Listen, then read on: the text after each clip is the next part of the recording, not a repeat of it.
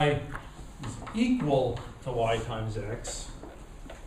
So it's sort of like a commutative monoid, but it's not, here you have x times y is equal to y times x. Here you just have that they're isomorphic, and you can think of the isomorphism as the process of switching two things around each other in the plane.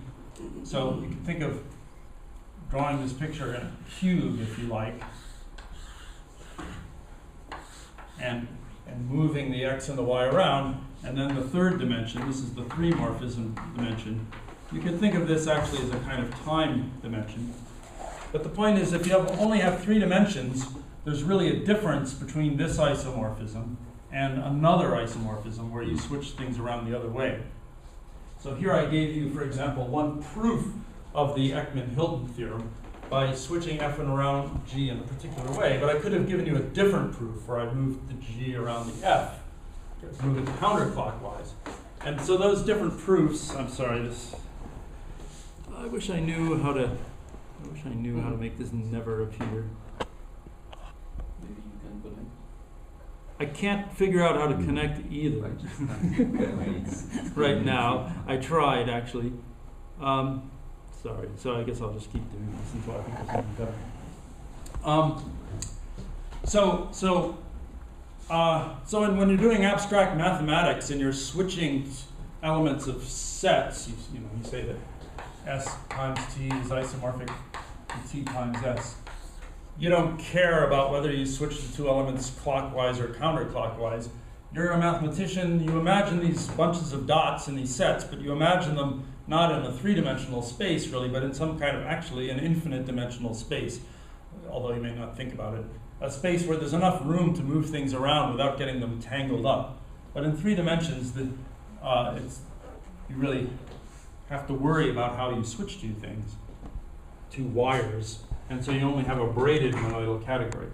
And it was really the discovery of braided monoidal categories, and then the discovery that they were actually a kind of tri-category, a kind of three-category. It made people realize that there's a deep connection between category theory, which seems like, in some sense, pure logic, and topology, with the dimensions of the category corresponding to various dimensions in topology. And so there became a big industry of relating knot theory to braided monoidal category theory. And later I showed that two-dimensional surfaces in four-dimensional space are related to braided monoidal bicategories in a similar way. And there's a hypothesis we formulated called the Tangle hypothesis that generalizes that. It says that you can describe n-dimensional manifolds embedded in n plus k dimensional space in a purely algebraic way using k-tupling monoidal n categories of a certain kind. So that still hasn't really been proved. Jacob Lurie gave a 50-page sketch of a proof of a special case of that. The special case is the so-called stable case. Down here, things get sort of easier in a certain way. And so that was called the cobordism hypothesis, and he